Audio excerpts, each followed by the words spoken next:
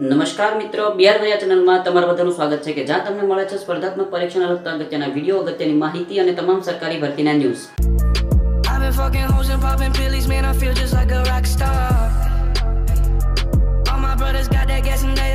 તો મિત્રો, Sunday comment બોક્સના આ ચોથા એપિસોડમાં તમારા બધાનું હાર્દિક સ્વાગત કરું છું કે જ્યાં તમે પૂછેલા સવાલના જવાબ આપવાની કોશિશ કરીશ, જે મને મારી રીતે આવડતા હશે અને મારી પાસે જે માહિતી હશે એ પ્રકારે તમને એ જવાબ આપવાની કોશિશ કરીશ। અને સૌપ્રથમ તો તમને બધાને છે સોરી જ કહી દઉં છું, કેમ કે જે બધા સવાલો છે બધા સવાલ નથી લઈ શકતો, મેં તમને વારંવાર કહું છું એટલા માટે। અને જે મેરિટ બતાવનારા લોકોના સવાલ હતા એના સવાલ બી નથી લેતો, કેમ કે એના માટે મેં વિડીયો બનાવેલો છે જ તે મેરિટ સર્વે 2 નામનો। તો એ વિડીયો બી છે એ મેરિટ નામના જેટલા બી લોકોએ મને કોમેન્ટ કરે છે કે મારો એટલું મેરિટ છે એટલું મેરિટ છે, મારો ઓવર આવી જશે કે નહીં, તો એના માટે એ વિડીયો તમે જોઈ લેજો। મારી ચેનલ પર ઉપલબ્ધ છે જ તે મેરિટ સર્વે 2 નામનો એ વિડીયો બનાવેલો છે, જે તાજેતરમાં જ બનાવેલો છે। એની આસપાસ મેરિટ રહેવાની શક્યતા રહેલી છે, મેં તમને એમાં વાત કરેલી છે। તમે એક વખત એ વિડીયો ચેક કરી લો, તમને બધી માહિતી મળી જશે। તો ચાલો જોઈએ આજના સન્ડે કોમેન્ટ બોક્સમાં કેવા સવાલ છે અને કેવા જવાબ મળે છે તેની માહિતી। તો મિત્રો, પહેલો સવાલ છે અંશુ પટેલ લખે છે કે ટાટ 1 માં કયો સિલેબસ આવશે સર, ન્યૂ આવશે કે ઓલ્ડ? તો એક જ વસ્તુ છે કે લાસ્ટ ટાઈમમાં તમે જે એક્ઝામ આપેલી હતી એમાં જે સિલેબસ આવેલો તો એ જ સિલેબસની એક્ઝામ આ વખતે ફરીથી પાછી લેવાશે। નવા સિલેબસની જ એક્ઝામ હતી તો નવા સિલેબસ પ્રમાણે જ એક્ઝામ લેવાશે, કોઈ અલગ સિલેબસ એમાં રહેશે નહીં। બીજો પ્રશ્ન છે પાયલ પંડ્યા લખે છે કે સર મારું મેરિટ 74.3 છે ટેટ 2 માં એચએસ માં, તો શું મારો નંબર લાગશે કે નહીં? અને ના લાગે તો બીજી વાર વેકેન્સી આવે તો સર શું મારું મેરિટ એટલું જ રહે કે પછી કટ થાય? Please reply.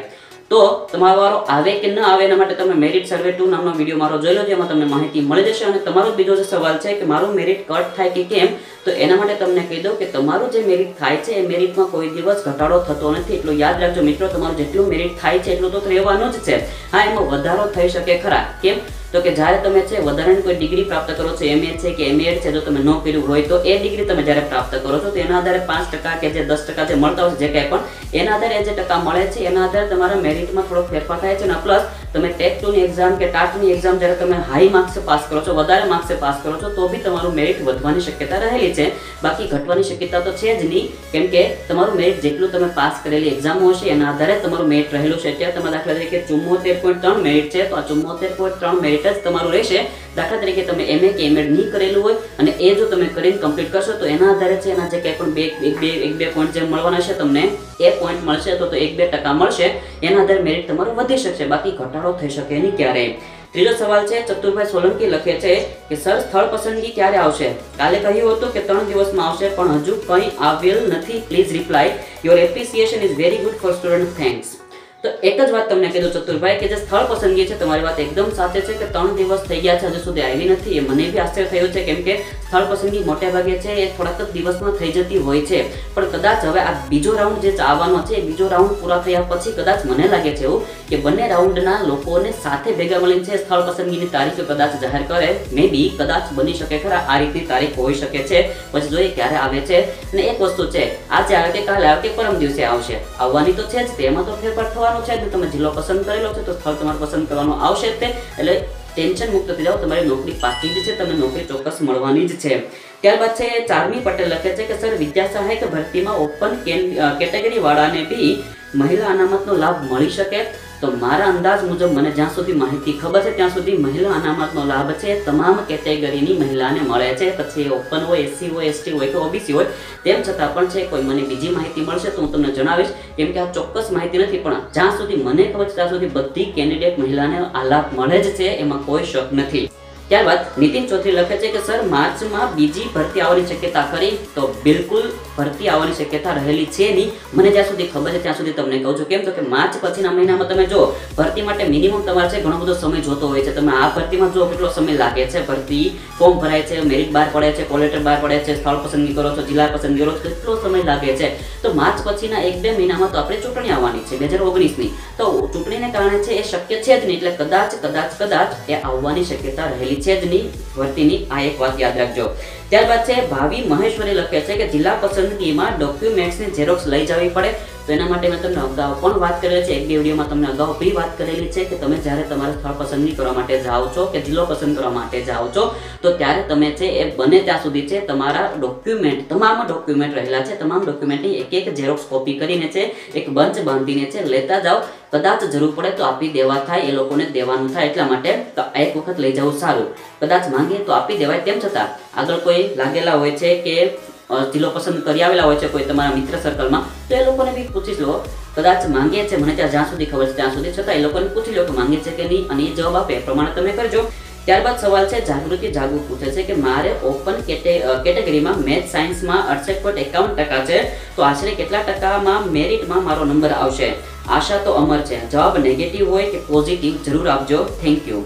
તો એક વસ્તુ છે, તમારો વારો આવે કે ના આવે એક વખતે મારો વિડીયો જોઈ લેજો. મેરિટ સર્વે 2 નામનો વિડીયો છે જેમાં તમને બધી માહિતી આપેલી છે કે વિડીયોની અંદર કે તમારું મેરિટ કેટલું બને તો ક્યાં સુધીના લોકોનો વારો આવી શકે, બધી વાત છે. અને બીજી વાત, એક વસ્તુ તમને તમારી ગમી કે નેગેટિવ હોય કે પોઝિટિવ જવાબ જરૂર આપજો. આ એક વાત સાચી છે. તમારો જવાબ પછી હું તમને સારો આપું કે ખરાબ એ એક્સેપ્ટ કરવા માટે તમારી પાસે હિંમત હોવી જોઈએ. ત્યારબાદ હરિકૃષ્ણ ચુડાસમા લખે છે કે મારો સવાલ છે હજી પણ કોલ લેટર ઓનલાઈન જોઈ શકાતા નથી, તે કઈ રીતે નીકળે એની અને ક્યારથી?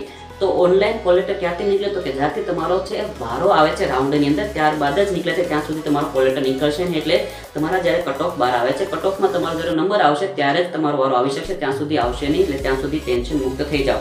ત્યારબાદ છે રાજેન્દ્ર વ્યાસ પૂછે છે કે જનરલ ઉમેદવારને ક્યારે બોલાવશે? તો જનરલ ઉમેદવારને છે હવે પછીના સામાન્ય રાઉન્ડમાં બોલાવશે, ત્યાં સુધી જનરલ વાળાને બોલાવતા નથી. ત્યારબાદ હિરેન રબારી લખે છે કે સર મેથ્સ સાયન્સમાં વેટિંગમાં કેવું હોય છે, કેટલી જગ્યા પડી શકે અને કેટલા સુધીના અટકી શકે? વેટિંગ સીટ ખુલતા કેટલો ટાઈમ લાગે જણાવજો પ્લીઝ. તો એક વસ્તુ કહી દઉં કે વેટિંગમાં કેવું હોય છે, તો કે વેટિંગમાં મતલબ કે તમે જે જગ્યા ત્યાં સિલેક્ટ કરવા જઈએ છીએ 5, 4, 5, 6 જેટલા રાઉન્ડ પડશે, એ રાઉન્ડની એટલે અંતે જે તે વિષયમાં જેટલી જગ્યા ખાલી પડેલી છે એના 20% આધારે લગભગ વેટિંગની જગ્યા રહેલી હોય છે. તો 20%ના આધારે જેટલી જગ્યા હશે એના આધારે છે એ બાકીના કેન્ડિડેટને બોલાવશે. મતલબ કે 20%ની અંદર જગ્યા ખાલી હશે તેના આધારે લાસ્ટ જ્યારે અટકેલો રાઉન્ડ છે તેના પછીના રહેલા જેટલા કેન્ડિડેટ છે ઉમેદવારો એ બધા લોકોને છે બોલાવશે ફરીથી પાછી જિલ્લા પસંદગી કરવા માટે, સ્થળ પસંદગી કરવા માટે. અને કેટલા સુધી અટકી શકે એ તો અંદાજ ન હોઈ શકે. અને વેટિંગ સીટ ખુલતા કેટલો ટાઈમ લાગે એનો પણ ચોક્કસ સમય હોતો નથી. ક્યારેક ક્યારેક છે 1-2 મહિનામાં બી ખુલી જતો હોય છે, ક્યારેક ક્યારેક 6 મહિના બી લાગતા હોય છે. મારો ખુદમાં પણ છે વેટિંગમાં જ વારો આવેલો હતો. 3જા મહિનામાં જ્યારે અમે ગયેલા હતા સીટ પસંદ કરવા માટે તો મારો નંબર છે સીધો વેટિંગમાં આવી ગયેલો હતો. હું જ પેલો નંબર વેટિંગમાં હતો. અને એ વેટિંગ જ્યારે ખુલેલું તો 3 મહિના પછી 3જા મહિનાથી 6ઠ્ઠા મહિનામાં મારો વારો આવેલો છે. તો આ 3 મહિનાનો વચ્ચે સમયગાળો રહ્યો. એના પછી બી 2 વખત વેટિંગ ખુલેલું 3 મહિનાના ગાળામાં. તો બની શકે વેટિંગ સમય જતાં ખુલતા હોય છે. એટલે વિદ્યા સહાયકની વેબસાઇટ છે, વેબસાઇટને નિયમિત ચેક કરતા રહો તો તમને તમામ માહિતી એમાંથી મળતી રહેતી છે. ત્યારબાદ છે રાજુજી ઠાકોર લખે છે કે ટાટ 1ની પરીક્ષા 27 જાન્યુઆરીના રોજ યોજાવાની છે, તેમાં કયો અભ્યાસક્રમ પૂછાશે, નવો કે જૂનો? અને સર ખાસ મારી પાસે એ ટાટ પરીક્ષાનું ફોર્મ ભર્યું હતું, એનું કોઈ જ ડોક્યુમેન્ટ નથી, તો કોલ લેટર કઈ રીતે કાઢવો તેની માહિતી આપજો વિનંતી. અને મારા ફોનમાં પણ કન્ફર્મેશન નંબર પણ નથી. તો એક વસ્તુ અગાઉ તમને કીધી ટાટની એક્ઝામ જે છે એ કઈ રીતે લો તો અભ્યાસક્રમ નવો જ તમારો પૂછવાનો છે, એમાં જૂનો અભ્યાસક્રમ છે નહીં. તેમ છતાં તમારે જે ભાષા માટે કોઈ ટેન્શન થતું હોય કે કઈ ભાષાની એક્ઝામમાં કઈ ભાષા આવશે, 2 ભાષા પૂછવાનું, તો તેના માટે બી છે મેં વિડીયો બનાવેલો છે, મારી ચેનલ પર ઉપલબ્ધ છે, તમે જઈને છે ચેક કરીને એ વિડીયો જોઈ લો. અને બીજી વાત, તમે જે કીધું કે તમારી પાસે કન્ફર્મેશન નંબર છે જ નહીં, ડોક્યુમેન્ટ બી નથી, કોઈ વસ્તુ નથી, તો ટેન્શન લેવામાં તમારી પાસે સુવિધા છે. તમે ઓજસની વેબસાઇટ ખોલજો તો એમાં તમને સુવિધા મળશે, મતલબ કે એમાં જગ્યા લખાણ મળશે કે તમારું કન્ફર્મેશન નંબર જાણવા માટે અહીં ક્લિક કરો, તો ત્યાં ક્લિક કરજો અને જે વિગત માંગે છે એ વિગત ભરી દેજો. તમારો મોબાઈલ નંબર માંગશે અને તમારી બર્થ ડેટ માંગશે. અને જે કંઈ પણ જેને તમે કન્ફર્મેશન નંબર ભૂલી ગયા છો એ જાહેરાતની વાત માંગશે તો એ સિલેક્ટ કરી નાખજો. એટલે વસ્તુ કરજો, તમને તમારો કન્ફર્મેશન નંબર મળી જશે, એમાં કોઈ ટેન્શન લેવાની જરૂર છે નહીં. ત્યારબાદ નીલમ પટેલ લખે છે કે સર જિલ્લા પસંદ કર્યા પછી જ્યારે સ્થળ પસંદગી કરવાની હોય ત્યારે પણ ગામની લિસ્ટ આપી હોય છે કે આપણે જે લેવું હોય ત્યાં લેવાય એ જિલ્લામાં, તો એવું નથી હોતું. તમને પસંદ કરે, તમને મન થાય જિલ્લામાં જઈને છે તમે ગામ નથી પસંદ કરી શકતા, તમારા જિલ્લામાં તમે જે પસંદ કર્યો છો ત્યાં તમે જે સ્થળ જશો તો ત્યાંથી તમને એક એવું લિસ્ટ આપેલું હશે કે એ જિલ્લાની અંદર કયા તાલુકામાં કઈ ગામની જગ્યા ખાલી છે, તમને આખું લિસ્ટ આપેલું છે. તે પ્રકારે તમે છે પછી તાલુકો અને સ્થળ પસંદ કરી શકશો. આ રીતે પસંદગી થતી હોય છે. ત્યારબાદ સરોજ પરમાર લખે છે કે ક્વોલિફિકેશનમાં શું જોઈએ શિક્ષણ સહાયકમાં? તો શિક્ષણ સહાયકમાં બેઝિકલી તમારે બીએડ પાસ કરેલું હોવું જોઈએ. બીએડ પાસ કરેલું હોય તો તમે 9-10ની એક્ઝામ આપી શકો છો અને એક્ઝામ માટે ભરતી માટે તમે એપ્લાય પણ કરી શકો છો. હા, 11-12 તમારે જો જવું હોય 11-12 હાયર માટે તો હાલમાં તમારી પાસે ફરજિયાત છે MA ની ડિગ્રી હોવી જોઈએ, મતલબ કે માસ્ટર ડિગ્રી હોવી જોઈએ, પછી MA, MSc કે પછી MCOM માસ્ટર ડિગ્રી તમારી પાસે ફરજિયાત હોવી જોઈએ, એટલી લાયકાત છે. બાકી જે કંઈ પણ લાયકાત હોય છે તે BA હોય કે BSc હોય કે BCom હોય ને MA, BEd આ બધી વસ્તુ કમ્પ્લીટ ફરજિયાત જોઈએ છીએ. ત્યારબાદ માયા ચૌહાણ લખે છે કે સર કદાચ વેટિંગમાં નામ આવે તો તેને ઓર્ડર આપે, વેટિંગ વાળાને ફરજ ઉપર ક્યારે બોલાવે? Sir please solve the confusion. તો વેટિંગમાં તમારું જો નામ આવી જાય છે તો સીધી વાત છે, વેટિંગ જ્યારે ખુલે છે, મતલબ કે દાખલા તરીકે અત્યારે જે ભરતીમાં વારો પૂરો થયો છે, ત્રીજો રાઉન્ડ પૂરો છે, દાખલા સમજી લો ત્રીજો રાઉન્ડ પૂરો થયો, ત્રીજા રાઉન્ડ પછીના 1-2 મહિના કે 15 દિવસ કે 30 દિવસ કે 2 મહિના 3 મહિના પછી વેટિંગ ખુલતું હોય છે. તો વેટિંગ જ્યારે ખુલે છે ત્યારે તમારા ફોનમાં તમને મેસેજ આવશે અથવા તો તમને કોલ કરશે અથવા તો તમારે મેલ આવશે, કોઈ બી સગવડ તમને હશે જે રીતની સુવિધા એ પ્રકારે એ વસ્તુ આવશે અને એના દ્વારા તમને ખ્યાલ હશે કે તમારે વેટિંગમાં વારો આવી ગયો છે, તમારે જિલ્લા પસંદગી કરવા માટે જવાનું છે ગાંધીનગર. આ બધી તમને સુવિધા આપશે.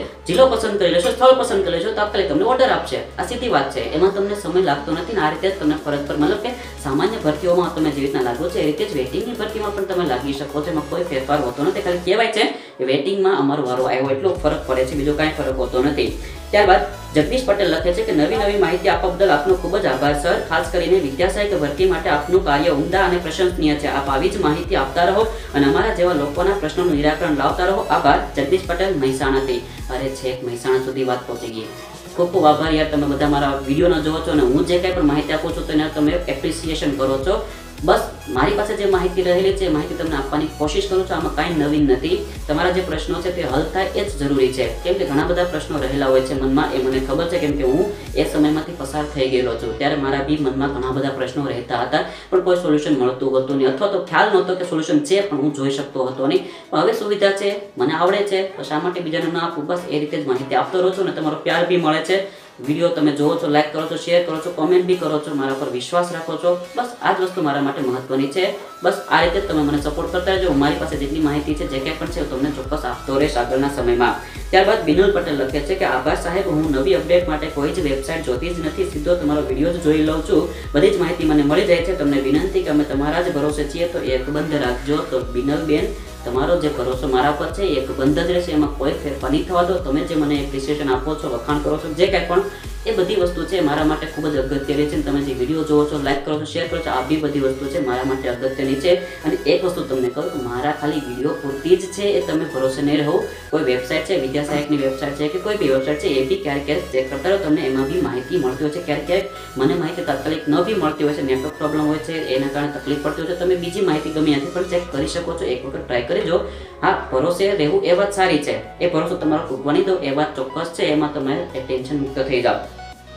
ત્યારબાદ છેલ્લો કોમેન્ટ લખે છે કે સર તમારા વિડીયો ખૂબ જ ઉપયોગી છે અમારા માટે. ખરેખર ઘણી બધી માહિતી તમારા દ્વારા અમને મળી રહે છે. Thanks sir. તો તમારો પણ આભાર જીતેન્દ્રભાઈ, તમે વિડીયો જોવો છો એટલે તમને માહિતી મળે છે. બાકી તો વિડીયો પહેલા બી બનાવતો હતો પણ એમાં કોઈ એટલા બધા વ્યૂ મળતા હતા નહીં, કોઈ જોતો હતો નહીં. ધીમે ધીમે છે એ બધા પ્રશ્નો તમારા આવતા ગયા, એમ હું વિડીયો બનાવતો ગયો અને તમને આ બધી માહિતી મળતી કેમ તમારા પ્રશ્નોનું પણ નિરાકરણ થતું ગયું છે. જે મારી પાસે માહિતી હતી, માહિતી તમને આપવાની કોશિશ કરતો રહું છું. બીજોમાં કાંઈ નવીન છે નહીં. જે મારી પાસે માહિતી છે, બધી માહિતી તમને આપું છું. સિમ્પલ વસ્તુ છે, બીજું કાંઈ આમાં નવું નથી.